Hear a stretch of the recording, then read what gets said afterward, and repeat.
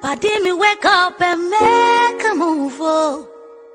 Cause the world will never see you until you do. They don't really care, see they do you, oh. So make you show them, baby. Oh yeah, show them the real you. Oh yeah, show them what you get. No, no, no, don't let them say what you not. I want you strong, oh. You can't break, no. You want more than 1,000 reasons why. You don't need to perfect, baby. Cause nobody perfect, darling. No, no, no, there's nobody in the world will be like you.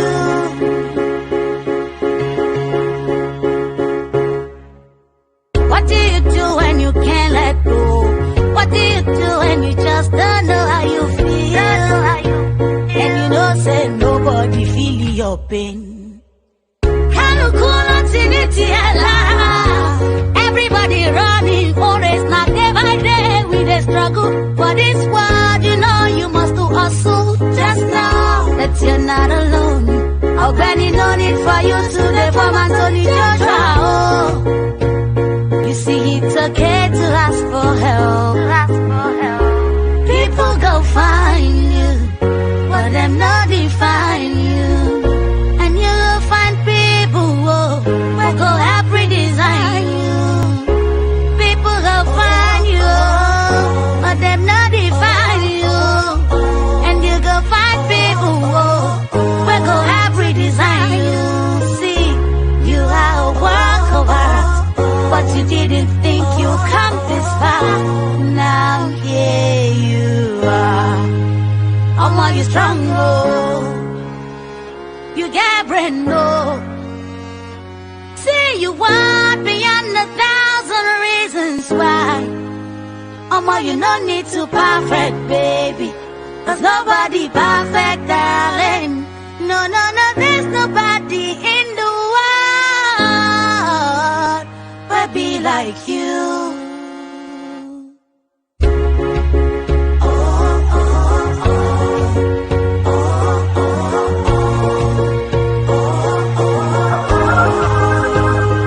Nobody perfect, make no. Everybody got their package. Them got their package. Everybody get their gold. So you gotta fix your own gold. Nobody go carry up for you. You gotta get up, baby, and make a move.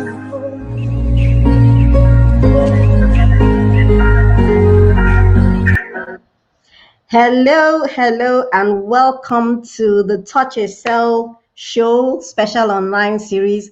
If you are lucky enough to listen to the radio program and the radio version, I hope you are able to get some things. Let's talk about this issue. Let's talk about this NY issue. Let's talk about the SCD bill. We have a voice, and without our voice, we can't make a difference. Nobody is going to talk for us, and I want us to be able to talk about this issue. Share your views, share your challenges.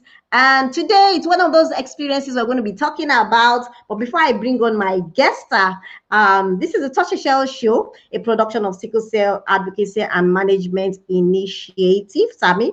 And it's also supported by the Public Affairs section of the U.S. Consulate. Both editions are supported by them, and I'm glad you're here to listen to us. Today, we'll be talking about the realities of sickle cell disorder, facts and stigmatization. And I'll be having on today's very special guest. Before I bring her on, I was looking at her bio and I went, whoa, where do I start? But Tosin Ola-Wiessman, she's a registered nurse. Yes, she's a nurse and a sickle cell warrior, and the founder and president of Sickle Cell Warriors Incorporated, and she knows firsthand the challenges of living with sickle cell. She's a practicing nurse and a mother of twin children. Woof, woof, twins. She launched the Sickle Cell blog in 2005 to bond with others and share her experience. And then she coined the term Sickle Cell Warrior, which a lot of us use today. And then she wrote a post that resonated with millions of people around the world, rejecting the word sickler and the negative words associated to it. To some, it was just words, but people like Tosi recognize the fact that change happens because of words, and many patients adopted this term, and it has spread all over. In fact, here in Nigeria, we just go warriors. We are warriors. We are warriors. We are warriors. And a short time later, 2 years later, she started sickle cell. The sickle cell advocates created on a social platform, the Sickle Cell Warriors website. Then, to complement these efforts, the Sickle Cell Warrior Facebook was launched and is located at www.facebook.com Sickle Cell Warriors support, and it supports and encourages people to engage with others through the same daily struggle. Now, Tosi has worked as a registered nurse in healthcare for over 16 years, and she squashed the myth that those with sickle cell cannot physically thrive in a professional setting. Yes, and this is one of the issues we want to talk about. She has experience in trauma ICU, do you hear, telemetry, CCU, oncology, and surgical setting, with the leadership in multiple arenas. Tosi has partnered with many governmental organizations in the US like FDA, NIH, and NHLB to advance treatments and support for people with sickle cell.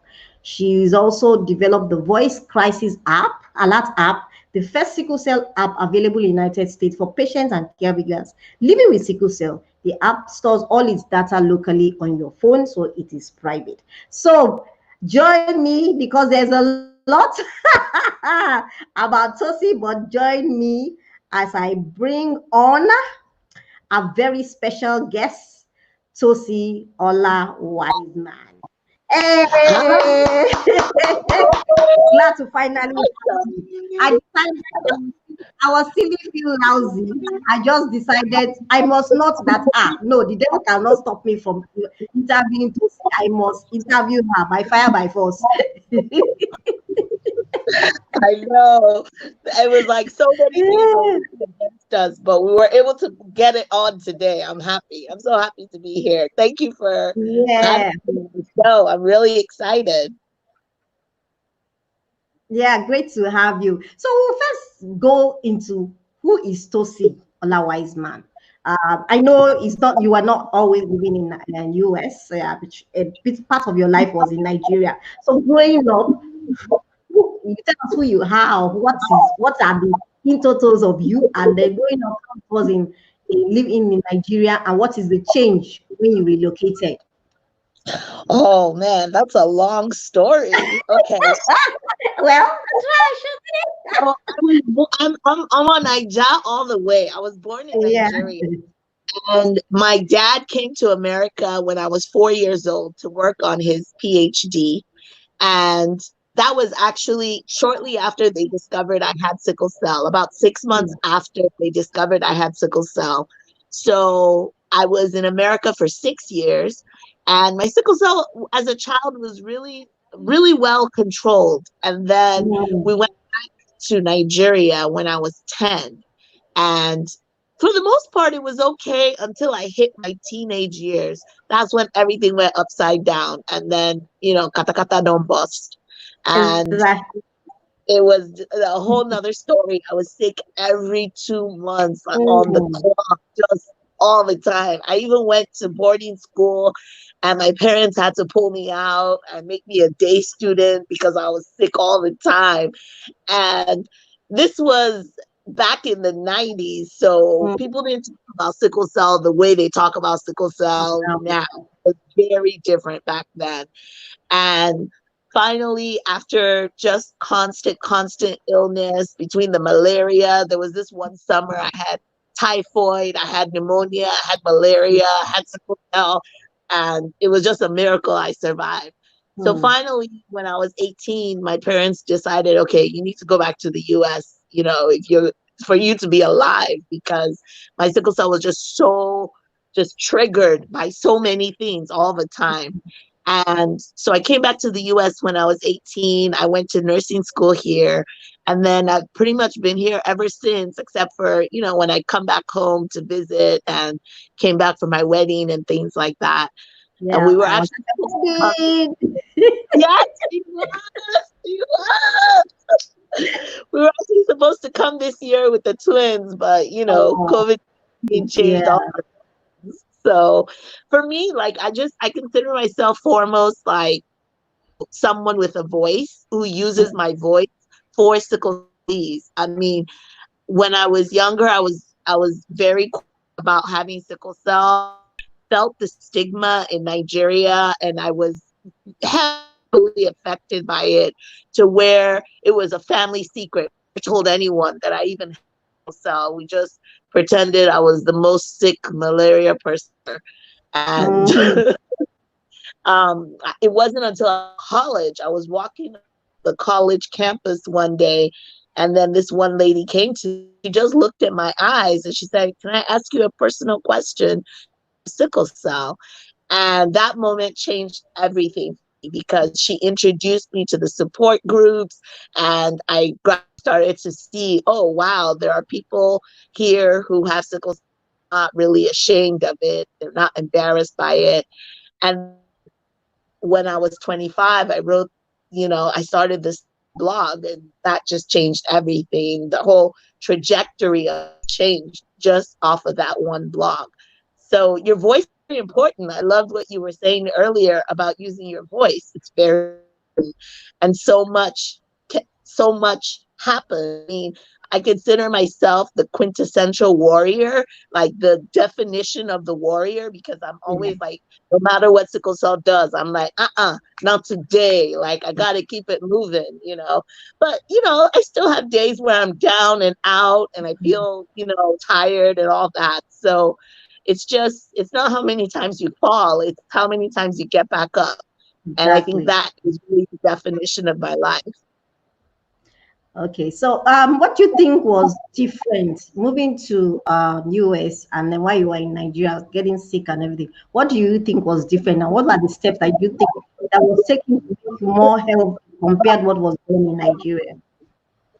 Well, in America, they put you in touch with a hematologist who's a Yeah, specialist in blood disease. And yeah. so you see a hematologist every 3 months if you're very sick, or every 6 months if your sickle cell is under control. And in Mm, Nigeria, I remember we went to UI, at University of Ibadan, yes, and we went to yes. see the hematologist one time, and we waited till 1 o'clock. This guy did not show up. I was Wow, like, not that there was a queue. I thought you were going to say that there was a lot of queue. show up. He didn't even show up. So it's just things like that, because the disease is it responds well to good management. But if you don't manage it well, then you're always Mm, having flare-ups. You're always having flare-ups. And I think that's what happened to me a lot when I was younger, was I just couldn't get on the ball with good management. And so here I have my hematologist. I see them every 3 months, and there's a lot more supportive management, just different things that don't mm, exist in Nigeria. And between the medications, and right now I do blood treatments where they take out my sickled blood okay. every 3 weeks and Yeah, give me every six 3 weeks. units cells. Yeah. And so that gives me energy. Yeah, every 3 weeks. Like, Wow, yeah, you come. I I know. did it. I've only done it once a year, and man, this is traumatic. When you're trying to find start the I mean, so every 3 weeks, I have people complaining every 3 months. I can't do. Well, you get used to it after a while. You get used to it to where now when the blood leaves my body, I feel it. Like, I feel more drained when the blood leaves my body. And it's a very expensive process, which is Yeah, that's why why they're you not cannot doing it do it in every Nigeria. every 3 weeks. Yeah, Yeah. you end up spending almost 400,000 naira here for just one. I mean, yeah. I mean, one bag of blood is $6,000. So calculate that to naira. That's what, like, 1.8 million for one bag of blood, and I'm getting six every 3 weeks. 3 weeks. Oh Lord. Wow, I hear you. But do you have a pot that you use? Because I know that for me, I'm always on having to do femoral taps and keep looking for my vein and all that stuff. But do Yeah. you have a pot that they use, Yes. or do they Yes. keep looking? Okay, that would Yes. help. I have 2 ports. I have 2 ports in like one on each side. Right. So I don't Okay. have veins anymore either. So they put the ports in about a year and a half ago, and that's what I use for the Okay. treatment. Yep. Because the looking for the vein is the traumatic part, not the exchanging. Yes. Yeah, So yes. two pots So because of the likelihood of infection and all that stuff. The pots are not really done so much here. oh yeah, I can Yeah, imagine. I can imagine.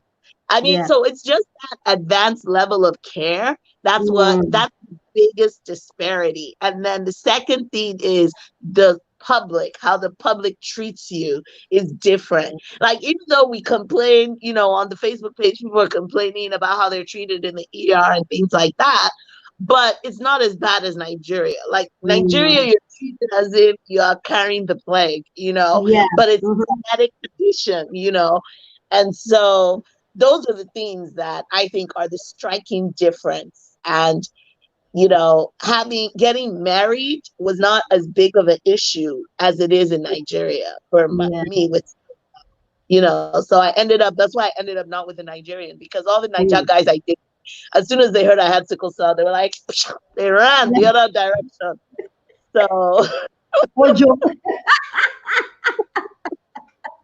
That's why when I see anybody who marries a warrior, I always hail them because the rest are Ojo. Those of us who don't know what Ojo is, coward. yeah. And I think this is why the bill bothers me so much, because I feel like Mm. instead of reducing the stigma, it has the potential to increase the Is stigma. it? Yes, exactly. So what made you go into nursing? There are millions of other professions that are less strong. Because I know nursing is strong. My mother was a nurse. So I Yeah. know she had Yeah. to eat to take care of me. So I know Oh, how stressful that is. Night duties, standing on your feet, all that stuff. So what made you veer to that side? well, I mean, I always saw that it was the nurse that was there, all the time when I'm admitted in the hospital. The doctor would just be there for, well, like 15 minutes, but the nurse was there the whole shift. So that disparity I always saw that. And then when I was filling out my college application, I didn't know what to do. And my mom suggested it, and I started it and I fell in love with it. And there's something different about coming home at the end of the day knowing that you made someone's life a little better. And I was even nominated for Nurse of the Year when I lived in Oregon, because I was just like I'm so happy to be here kind of person. Mhm. And I just always had positive energy for my patients, even though sometimes I'm in more pain than they are, but they would never tell. So despite Mhm. the sacrifices, it's been a really rewarding profession. And there's so many ways you can apply nursing in America. It's not just in the hospital. So now Yeah. I work primarily as a community nurse educator, and I'm educating people about sickle cell disease, which still fulfills my calling in so many Mhm. ways. Yeah. Yeah. Now, I know the nursing in America is different from nursing in Nigeria. You are saying they are nice. My experience, I've had some few. In fact, I've had some few, and I stick to those ones. I even celebrate those ones. Some few nurses who have been nice, but quite a number of them can be. I won't Not want to so use nice. the word stingy, but I've had one of them tell me that I was in crisis, I was in ICU. I had just had surgery, laparoscopy.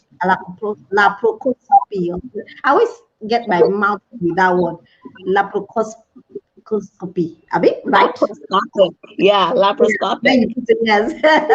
So I just had that, and I was in ICU, and I went into crisis. And the lady told me, "Why am I crying? Why am I, that I should be used to the pain by now?" Yes, No, what it did was a you very do? bad. What did you do? I Oh had to call no. my cousin who was this the medical director. Had to call my cousin because Yeah. I wasn't getting any help. Yeah. So It's he had to ridiculous. come down and solve out the issue. But that is the reality. And this lady supposedly had worked in a sickle cell foundation before, top sickle cell, and I'm like, if she had that perception still, what experience did she get from working with people? Because like I was talking to somebody, they challenge with healthcare now. Some people just work because they just want the money. It's not necessary they Mhm. want to give back healthcare. They went into medicine, they went into nursing because quote unquote is the income, but it's not that their heart was in. So what would you tell a nurse? I know they have challenges, pay and everything, but at the same time, I feel that they're having patients who are in pain, who are frustrated, who are fearful, and the last thing they want to hear is negative words. They want to hear comforting words. I remember way back, I used to have an aunt who was a nurse, and she would sing to me, but we don't have such things there, So, Mm. it's really challenging. So, what will you say to nurses to Yeah. encourage them? Like, I know they have issues, like you said, oh, the pay is not good and everything, but at the same time, to remember why they are doing what they're doing.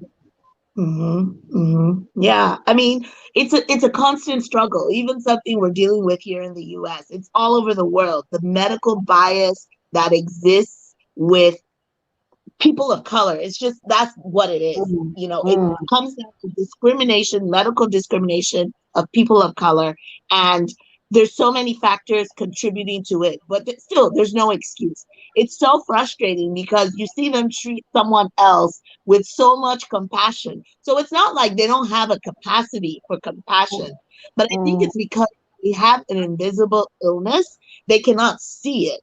So because yeah. they cannot see it, they cannot feel it. And Mm, it makes it extremely, extremely challenging. And I would just mm, say a lot of education needs to be done, a lot of education. And to me, like, I've had instances like that as well. And, not in the moment because I'm usually too sick in the moment to do anything about it. yeah. But afterwards, I'm contacting the board, I'm contacting the medical director, I'm contacting everybody. I'm like, okay, bring your people to the table. This is what happened to me. It must not happen again. I feel like it's a lot. It's a load for advocates. We're constantly dealing with this. I mean, it's Mm, unfortunate. So many people are dying because they're not taking our pain seriously. They're not taking our complaints seriously. And it really needs to stop. And the front line is nurses, I will say. And if nurses can have compassion, it goes a long way. The mm, first thing that they taught us in nursing school was believe your patient. Number one, no matter what you think in your head, yeah, nonsense. So believe what your patient is telling you and advocate for them. And that yeah. is what you're supposed to do as a nurse. Otherwise, don't call yourself a nurse. Go find another job, you know. So it's a lot of education. It's a lot of like teaching and just breaking down how sickle cell impacts the Mm, body. It's a lot of work, but someone has to do it, right? yeah. So I'm going to you claim the word sickle cell warrior, and Yes. everyone now uses it. Although there are some people here, the older folks. I'm old, but I'm always young at heart. But some of us older folks always like to stick to the sickler bits. As if Yeah. it's serious. But I love the word because I even wrote a poem about it. Based Oh, on in my second book. And what made you think of that word? Because when I really sat down, I said, "Wow, we are warriors because we're going to battle on a regular basis." yes, yes, exactly. You nailed it. I mean, honestly, I feel like it was inspiration from God. It was, it was actually I was in the hospital, and a nurse did something that was horrible to me. and I was complaining to my best friend, and they called me a sickler. They said, "Oh, that's sickler in room 4B. She's ringing her call bell again for pain meds." It was something ridiculous like that, you know. Yeah. And because the door was open, I heard it. So I called my best friend. And I was like, "Oh my gosh, you will not believe what this nurse just said." And she was like, "Stop complaining about it. This happens all the time. Do something about it." So that was when I wrote that post. And then I wrote a big, I just asked for pen and paper, and I wrote a big sign above my bed: "Do not call me a sickler, call me a warrior." And that was how it started, you know. And that Wow. was, oh, that was way, way back. That was like 2005. Yeah, I remember when I first started. Oh my goodness, we've known each other for so long. It's so weird. Yeah. Yeah, I just started using it. I was always using it, citing my post Sickle Cell Warrior, and you know, it's a daily struggle. You know, it's not only when you're in crisis, there's also a lot of day-to-day things that you're constantly managing. You know, Yeah.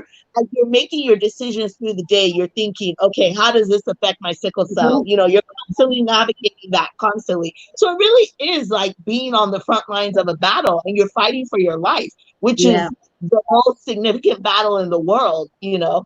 So yeah, we're all sickle cell warriors. Reject that sickler nonsense. I'm like, no, I Mhm. don't want any of those negative connotations. If you need something to call me, if you can't say sickle cell patient from your mouth, then call me a sickle cell warrior. And I just dropped Exactly. the mic.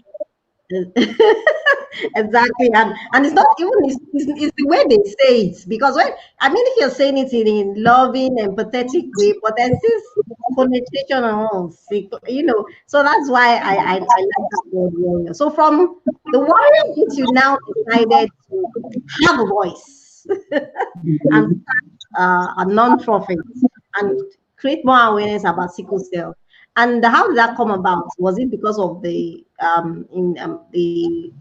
The influence blog. of the blog and everything, and the reception and everything?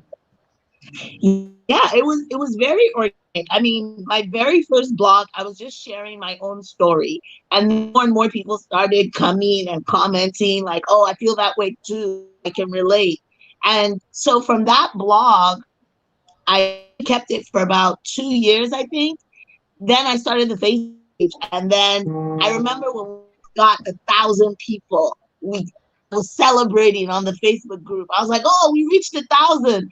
And then this guy, he's still one of the people on my page. He said, "Don't celebrate yet. We're going to 10,000, to 100,000. We're going to 1 million."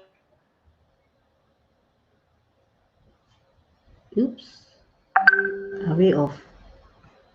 What happened? Okay, your network is shaky.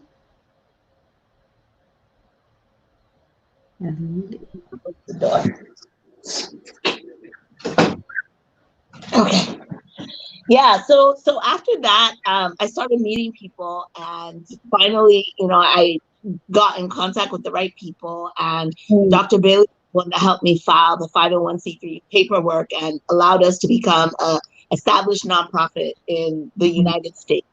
And then from there, we've just been doing events and different educational opportunities, just constantly pushing to keep sickle cell at the forefront of the conversation just globally. And I will say on the Facebook group, Nigeria, US is number one, Nigeria is number two of the people that come to our page. So I appreciate everyone's support. I'm sending love to everyone. I support you in your battle with sickle cell disease, and let's just keep working together because we're all fighting together. Yeah, we are. So, what made you? Is it the difference in US and like stigmatization is less? Because remember, I was talking about our voice, and I know a lot of people, because of stigma, don't want to come out and talk. They don't want to say anything. They don't want to, when there are issues that need to be addressed, they don't want to talk about it. They leave it to the few to talk about. So, what made you come out to say no? I'm going to talk about this issue. It was just those, like the hospital experiences that you encountered, it was just those constant experiences, one after the other, one after the other. And I just kept thinking, if I'm feeling like this, imagine what a 10-year-old version, of a warrior is feeling. Imagine what a little girl is feeling. This has to change. It cannot stay this way. And I saw what medical awareness did for, like other diseases like Mm-hmm. HIV, Lou Mm, Gehrig's, like ALS. So there was a template for it. It just needed people to do it. And, fortunately, it sparked a movement in a lot of ways, because it was almost like once me and other people of our generation started sharing our stories, then the younger generation did not feel so scared anymore. So now they're even taking it to the next level, going on social media and just like, dominating. So I just think, in a few more generations, it won't be this way anymore. It won't be as hard as it is for everyone. We just all have to keep talking and about raising awareness and sharing our stories. We're people too. It's not our fault that we exactly. got this disease. It's Yeah. not our fault at all. It's just, we lost the genetic lottery, is how I like Mm-hmm. to say it. So at the end of the day, we're still people with the same fears, the same feelings, the same everything. So why are we being treated less than? It shouldn't happen, you know, and Yeah. things like that change. Okay. All right. Now we're going to be talking about stigmatization still some more. You were talking about the bill. I didn't want to go into that yet, but yes, there's a bill, and I'll just list down for those of us who don't know it. Apart from some general NNGO bills, now this says that one of the bill thing the bill says is that we should be reporting to the Ministry of Health, who will now report to the Senate before they are approved to collect or to use any money. I don't know how that system works out there, because I mean, when you're waiting for Ministry of Health to first approve, then you're waiting for Senate. You know how things work in Nigeria. I mean, the person you're trying to help will have died by then. So Mm-hmm. how does it work with you guys? I'm one for accountability. I definitely don't shy away from that. But when you are putting so many nozzles in somebody's process, you're affecting people that might need the help, is what I believe. Mm-hmm. So how does it work with you over there in US when they want to report all this, like as a non-profit? I mean, so in America, there's a lot of different agencies that are working in healthcare. And Mm, so the Centers for Disease Control, they're the ones that do surveillance and monitoring of who has the disease conditions. So I don't yeah. know if there's a similar organization there in There Nigeria. is, but they don't do anything with sickle cell. It's just Okay. communicable disease. Anything to do with communicable disease, they do.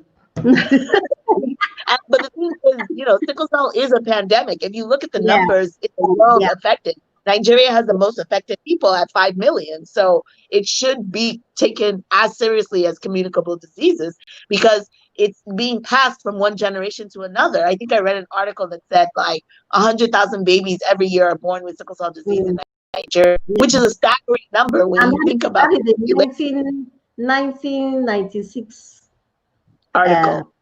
article, because I mean we're almost to, we're even I think we're over 200 million. So you can Oh, imagine. wow. You can imagine what would happen at that since 1996. Definitely, Yeah. it will be different. We don't have a proper census of people with living with sickle cell, so everything just gets more permutations and things like that. Yeah, and I think that's what they're trying to curtail. They're trying to really get that data, but you should not put that on the patient's lives. If someone Mm, is in a sickle cell emergency, you have about a 24-hour window to make an impact. If you don't yeah, do something medically necessary, then the person spirals out of control. And then it's like you lose your ability to bring them back at that point. So if exactly. within that 4 hours we're trying to get permission and we're trying to get money and we're trying to get budget, it's not going to work. Now if they can do it on, say, like a monthly or a quarterly basis, where the disbursement is happening regularly and Mm-hmm. it's it's, and say maybe the Senate has to vote on it every time they're in session for the next year. Something like that could possibly work. But the part of the bill that really upset me, that I think would actually lead to more Yeah, stigma, is the marriage thing. Yeah, I was going to come to that. I just wanted to take the issues about, some people will know. I wanted to take issues of the bill one by one. The second part is that people who want to marry, the couples should go to hospitals and get a genotype test and get counseled by a doctor. Now, the people in the village hardly go to hospitals. They hardly go get counseled. So that wasn't thought about. Then they said if they insist on marrying, if they are compatible to have a child with sickle cell, and they insist on marrying, the government is not responsible for the child's health care. Yeah. And those couples will be on a list. What I don't know what that list is supposed to do. I don't know. What are they doing with the list? I don't know whether they're going to shoot them. I don't know, because I mean, why create list? Then says the child, they would not be provided with the health care. And they said that there was a part that says that even if they marry, they will find it difficult to get a divorce, even if they wanted to. I was like, okay now. Yeah, so ridiculous. First of all, like we had on our radio show earlier on, one of our staff was saying that, our team members was saying that, first of all, they did not consult the people who are concerned. I know. Stakeholders, you didn't consult the doctors, the hematologists, the warriors, the NGOs that are in the thick of this thing. That's ridiculous. Oh my gosh.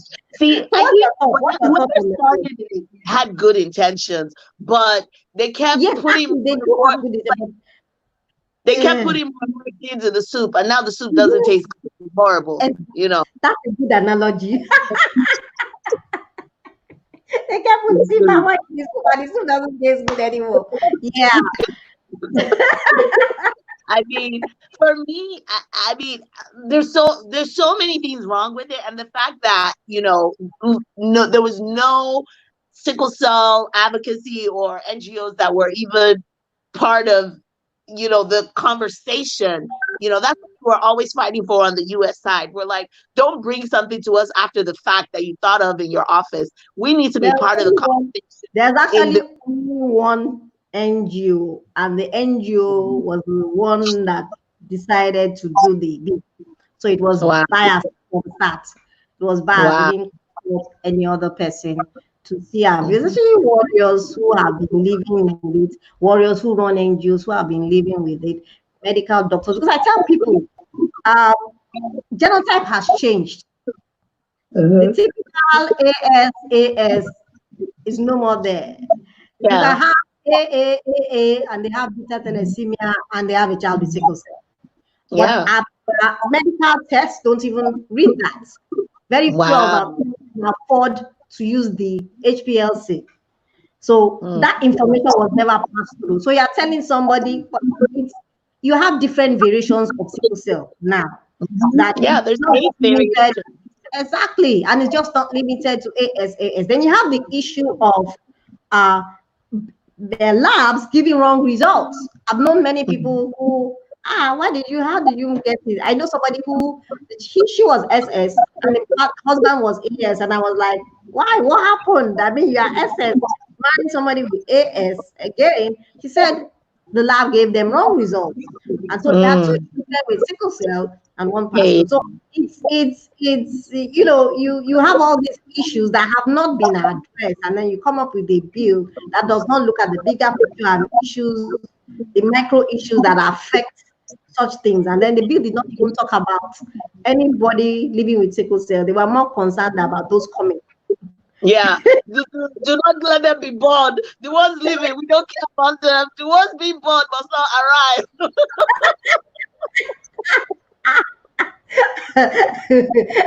Like to be eliminated. No, those people will pass on. Let's just make sure that the future does not come a certain type of people must not enter this world. Yeah, yeah.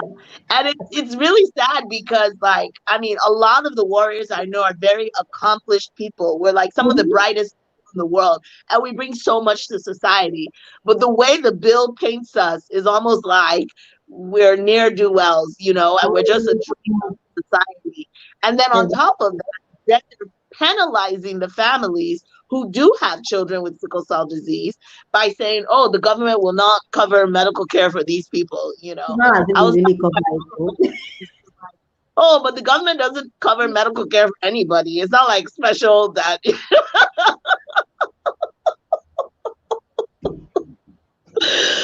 Oh, it's a mess.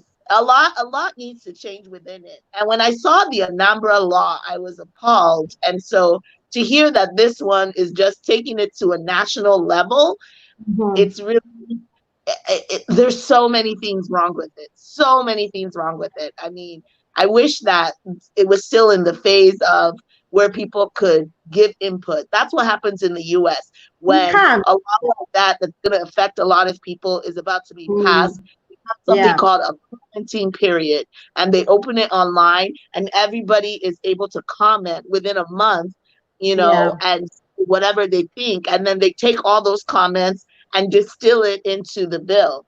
But I honestly, I don't even know where to Well, start with this.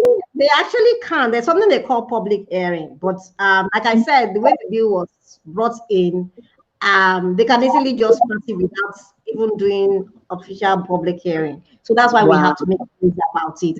I think when they realize that people are really concerned about such things, and that's why I'm imploring people with warriors sickle cell should come out and talk about it for the future. Because to tell you the truth, yes, I'm one for eradicating sickle cell, but let's face reality. We can reduce, but we cannot eradicate. It's not possible. A sickle cell person will be born. And until awareness is broken down to the nitty-gritty knowledge that somebody who is the most illiterate person can Mhm. understand, we will Mhm. always have a child with sickle cell. And at the end of the day, it's their right. I mean, it's just for us to inform and let them make their choices. Yeah, Yeah. yeah. So And how, when you think of the fact that sickle cell came as a result of a mutation, you know, mhm, the the fact that we are in a tropical region, that mutation mhm. still exists. You Yes, know, yes. 3 out of 10 people have sickle cell trait. Mhm. So the numbers are not in their favor trying to eradicate it this way. You know, it's Yeah. better to do more awareness, more education, like you said. Instead, treat it with more education instead of stigmatization. Ooh, Mhm. that's sound bite. Yeah. In fact, there was a bit of a tweet 2 or 3 weeks ago. A supposed medical doctor said, "Oh, the thing he will do is that he will make sure he marries somebody with AA, then all his children will be AA, and the whole issue will be solved." And I looked at it as this guy is dumb. But that If it was that easy, it would have already everybody happened. should marry AA. So if everybody should marry AA, who will marry? Then you go back to people marrying each other and you're trying to reduce, they're going to increase because people must Yeah, marry. I mean, people must have exactly. life, people must have children. I mean, Mhm, not must, but mhm, people would like to have children in different ways. Like I educate people mhm. about sickle cell. There are different ways you can have children and dogs and all that. But you know, we are in a country where you must have your own child. Yes, yes, yes. I agree. I agree. I mean, sometimes people come to the our website and they ask questions and they're like, what are the other ways we can have children? And I'll send them this whole long thing. And then they'll respond back to me, but I want my own. I know. I had one like that. Said person said, "Why should I adopt? Why should I adopt when I can adopt my brother's children? Why should I adopt a stranger that I don't know where it's coming from?" I said, "Oh boy."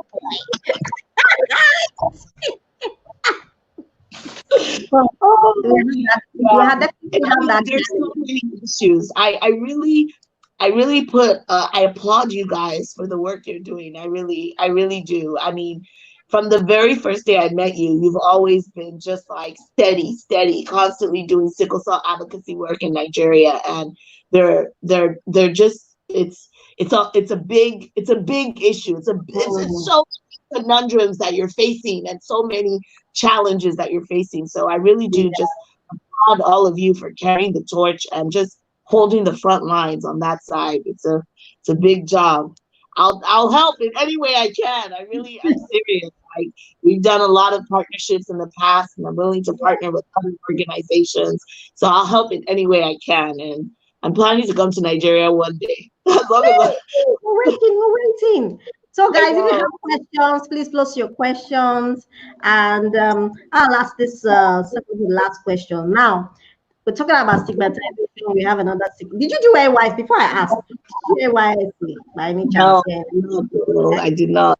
You really lucky. But would you have had a love to have done it if you had the opportunity?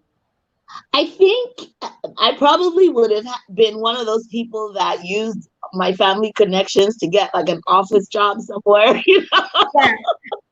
Well, you'd have at least registered for it, gone for the I would have gone for training. I would have gone for basic training. I probably would have done like medical exempt or things like that, you know. But for me, like, before, I used to be so ashamed about using medically exempt and you know things. But then I look at it this way, you know, the challenges of sickle cell that I'm dealing with is enough to qualify me for that, and that in itself, I like that. You know, I like that.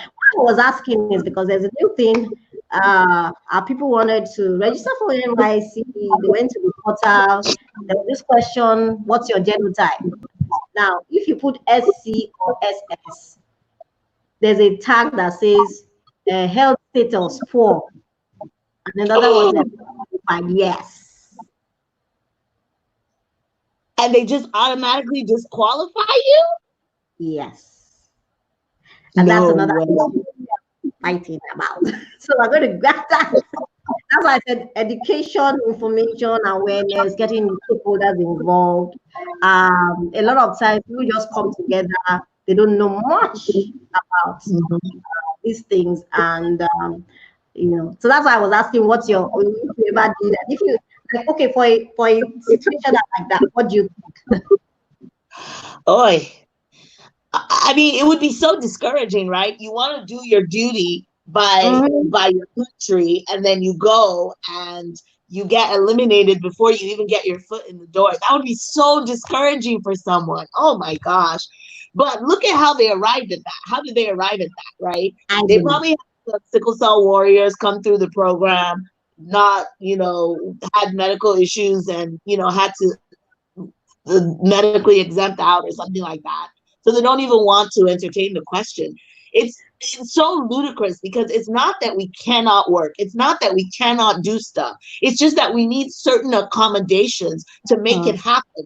So instead of canceling us, put those accommodations in place. You know, put those accommodations in place. I've worked at many jobs. I've worked 12-hour jobs. I've worked 16-hour jobs. I even worked at one job where my boss told me, I know because of your sickle cell, mornings are really hard for you. So come into the office at 10 o'clock. So I used to work from 10 to 6, you know. So it's not that we can't work. You just have to put accommodations to make it feasible for us and have the understanding that if we do have a medical emergency, it's a medical emergency, and give us the allowance for that instead of just canceling us out the gate. Oh my gosh. Oh, I'm even hoping that what my thinking is, that I hope I'm sort of right, but still is still wrong, is that because of COVID, they decided, and the pressure, they just found a shortcut way of dealing with the pressure on the healthcare sector. But what I said is that let them serve in their state of residence where they live. They already have had an established doctor and established hospital. That's all you could have said, giving them that option rather than, you know, blanketing, you know, and then putting status as poor. When you are going for work now to get a job, they'll ask you, you do your NYC, If no, I yeah, did not. I did they not now take those start spoons. telling down the story of, oh well, I was denied because I had sickle cell and all that stuff. Oh my gosh, they just did it worse for us. Oh my gosh, I so know, I low. know. This is a year of the worst for us, unfortunately. So, do we have any questions? Let me. Okay, I have a comment here by Kelvin, and it says the marriage stipulation in the proposed bill is a shame on the nation. How do you advise someone living with sickle cell not to get married? Rather, educate, enlighten, and counsel them. You're so right. Preach, Calvin, preach. Yeah, so You're so right. So if there's no other questions, I'll ask final words for people with sickle cell and the ability to find their voice. I know stigmatization is there. Like I always say, I remember when HIV came out, there was a lot of stigma. But people started coming out, talking about it. Now, well, it, there's hardly yeah. any. Now they have cure. They have many treatments. They have like over 20 drugs. You know, we only have Yeah, 3. and nobody's talking about them again, and they've moved on, So I think education and awareness is very important. So how do we get our warriors to speak out? And because one thing I realized is that a lot of us, because we've had negative experience growing up with sickle cell, uh, whether from family, from friends, even from society, we tend to pull back and not talk about these things. We can get angry about society as a whole. What would you say to them? Oh, okay. That's a big one. Mm. So, the first thing I will say is do not let your experiences of the past color your present or your future. You have to kind of put that baggage aside. Yes, you will be nervous and anxious and wary your very first time. But just as there are bad people in the world, there are also good people in the world. There are also people who are compassionate and loving and understanding. And so those are Mm. the people you find out. For me, I first started within my inner circle. You know, I talked to my best friend, I talked to my family, I talked to my siblings, and I just first talked to my inner circle and I kind of got the strength from them. And they're the ones that allowed me, that gave me that impetus to go outside of myself, outside of my little, village. Mm. And it's also important that when you do have a negative experience, remember that they're coming from a place of ignorance. Yeah. So, someone coming from a place of ignorance, you cannot fault their ignorance. The only way to combat ignorance is with education. Correct. So, you say, Yeah. excuse me, madam, excuse me, sir. Actually, that is not true. I have sickle cell disease and blah, blah, blah. Speak your truth. It's very, very important to speak your truth.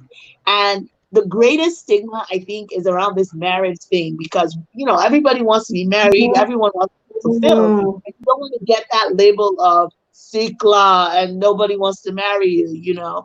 So, I mean, there people have written stories to me about not telling their boyfriends until they were almost about to be married that they had sickle cell. They kept it a Yeah. secret because that was the right thing to do. But for me, what worked best in my life was being open and honest because the person that God has for you is not going to see it as a challenge. When Yeah. I told my husband about my sickle cell, he researched it. He did all his research. And then the next day he was like, have you tried this? Have you looked into this? Let's call this doctor in Florida. Let's do this treatment. He took it as like a challenge. He didn't take it as Mhm. something bad. And that's how I knew, okay, this is the man that God has for me.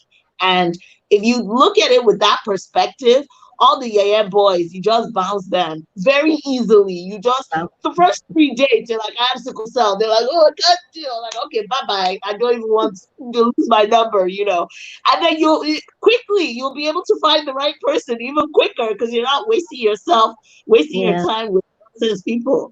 So I mean, as much as it is challenging the very first few times to speak out, it is also empowering, because it is through speaking out that you get that support, that you get that encouragement, that you get that love. I mean, now when I don't say anything on my Facebook, people are reaching out to me. Hey, how are you doing? Is everything okay? Hope all is well. I built a community of people that support and love me. And that's not going to happen if you just, keep your light under the bushel. So fear is real. The fear is real. And we've had issues in the past, but you can't allow that fear to control the rest of your life. And look at Tonya now. She's bold. She's beautiful. Nobody messes with her, So look at her as your example, as your mentor, The more you speak out, it's almost like the more power you get.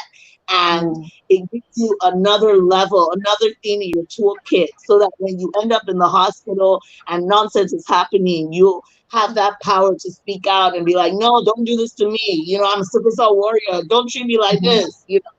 So all those occurrences, it comes together like a quilt. So you just have to take each experience one after the other and make that quilt. Thank you so much. It's been great. It's been fun. I think this is the most fun I've had in chatting with. I hope I didn't even talk too much. Well, we're friends, right? So we kind of I've enjoyed it as well. Good having you. My kisses to the twins and to your husband. The last time I saw him was from afar at the wedding day. So hopefully we'll be able to catch up when you get to Lagos again. Yes. I'll call you for sure. Thank you very much. All right, guys. Thank you so much for having me. All right. Thank you so much for having me. I just have to say that I'm really proud of you and everything that you're doing. Keep up the good work, my friend. Thank you so much. Mwah. Great having you. All right, then. All right, guys, this has been the Touch Yourself show. I hope you enjoyed this edition. I know it was a bit longer, but it was fun, and I think we got a lot. So it's very important that we speak out. They say he who the shoe pinches knows where it hurts most. So if we don't speak out, nobody would create change for us. We are the change makers, and we are the ones who speak out. This has been Sickle Cell Advocacy and Management Initiative production, the Touch Yourself show, the online version of a radio series. One comes up at 7 o'clock at Star FM every Wednesday, and this one comes up at 7:30 now every Wednesday. So do join us, and it's been supported by the Public Affairs section of the U.S. Consulate. If you want to talk to us, follow us on our Twitter handles, Facebook handle, IG handle, SAMI Update, SAMI Update, or our WhatsApp 0808-484-00408. And let's continue this talk on social media, on our social media handles, and have a lovely day. Goodbye, everyone. Have a lovely weekend.